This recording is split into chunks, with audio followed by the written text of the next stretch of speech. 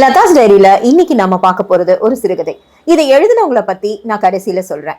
கதையோட தலைப்பு நான் ஒரு கதாநாயகி. கிருஷ்ணவேணி அலைஸ் ராகி. இந்த பொண்ணுதான் இந்த கதையுடைய கதாநாயகி. ஒரு கல்லூரி மாணவியான கிருஷ்ணவேணி அலைஸ் ராகி தன்னுடைய சினிமா கனவுக்காக ஒரு ஆடிஷன் போறாங்க. கலாதேவி அப்படிங்கிற ஒரு பெண் இயக்குனர் தான் அந்த ஆடிஷனை நடத்துறாங்க.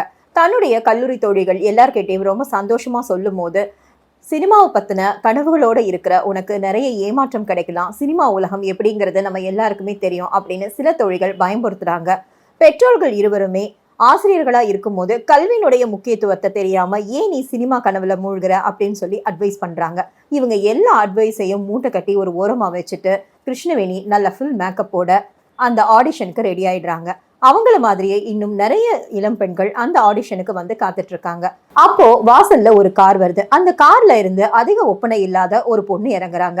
அவங்க நேரா இயக்குனர் அப்படின்னு எழுதியிருந்த கதவுக்குள்ள நுழையிறாங்க. எந்தவித அறிவிப்புமே இல்லாம சட்டுன்னு ஒரு பொண்ணு, அதுவும் நம்ம எல்லாரையுமே விட இயல்பா அழகா இருக்கிற ஒரு பொண்ணு போகும்போது இவங்களுக்காக தான் ஆடிஷனா இல்ல ஏற்கனவே இந்த படத்துக்கு கதாநாயகியை தேர்வு பண்ணிட்டு இதை ஒரு ஐவாஷ் மாதிரி நடத்துறாங்களான்ற சந்தேகம் அங்கே இருந்த எல்லா இளம் பெண்களுக்குள்ளயும் வந்தது. நம்ம ராகி தான், அதாவது அலையஸ் கிருஷ்ணவேணி தான் ரொம்ப ஷார்ப்பாச்சே. உடனே அந்த மேனேஜரை கூப்பிட்டு இந்த தகவலை கேட்குறாங்க. அப்ப அவரு ரொம்ப சத்தம் போட்டு சிரிக்கிறாரு. இப்போ உள்ள போன பொண்ணு நீங்க நினைக்கிற மாதிரி ஆடிஷனுக்கு வந்தவங்க கிடையாது. இயக்குனர் கலாதேவியோடைய பொண்ணு, அவங்க மருத்துவம் படிக்கிறாங்க அப்படின்னு சொல்றாரு. இப்ப கிருஷ்ணவேணிக்கு பயங்கரமான ஆச்சரியம். ஒரு பெரிய நடிகை, அதோட நிறைய படங்கள் கொடுத்த ஒரு பெண் இயக்குனரா இருந்துட்டு தன்னுடைய பொண்ணையே அழகா அவங்க ஹீரோயினா அறிமுகப்படுத்தலாம், அப்படி சினிமாவுக்கு கொண்டு வராம ஏன் மருத்துவம் படிக்க வச்சாங்க அப்படின்னு ஒரு கேள்வியை அவ அந்த மேனேஜர் கிட்ட கேட்கிறா. அப்ப அவர் சொல்றாரு, இந்த புகழ் பணம் எல்லாமே வந்து ஒரு நாள் நம்மளை விட்டு போயிடும், ஆனா படிப்பு மட்டும் நம்மளை விட்டு போகாது, அந்த படிப்பு தான் நிரந்தரம் அப்படிங்கிறத கலாதேவி தன்னோட பொண்ணுக்கு உணர்த்தணுன்றதுக்காக தான் அவங்கள மருத்துவம் படிக்க வைக்கிறாங்க அப்படின்னு சொல்றாரு. இப்போ நம்ம கதாநாயகிக்கு, அதாவது சினிமா கனவுகளோட படிப்பையும் விடுது பெற்றோரையும் ஏமாத்திட்டு வந்த நம்ம கதாநாயகிக்கு மனசுல ஒரு பெரிய சாட்டை அடி விழுது. பெற்றோர்கள் மூலமா கல்வியினுடைய அவசியத்தை தினம் தினம் தெரிஞ்சுக்கிற தான் இப்படி வந்து ஒரு சினிமா கம்பெனில வந்து உட்காந்துருக்குமே அவ ரொம்ப வருத்தப்படுறா.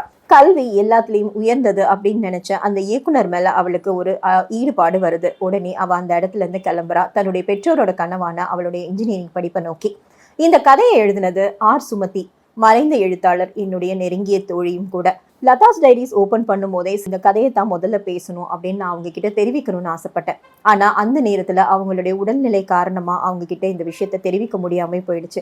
இந்த பக்கங்கள் ஆரம்பிச்சதுக்கு அப்புறம் அதை பார்த்து அவங்க சந்தோஷப்படுவாங்க அப்படிங்கிறது என்னுடைய ரொம்ப பெரிய விருப்பமா இருந்தது. இந்த சிறுகதையை லதாஸ் டைரிஸ் மூலயமா அவங்களுடைய பிறந்தநாள் வாழ்த்துக்களோட சமர்ப்பிக்கிறேன். இனிய பிறந்தநாள் நல்வாழ்த்துக்கள் எழுத்தாளர் மற்றும் என்னுடைய நெருங்கிய தோழி திருமதி சுமதி அவர்களுக்கு.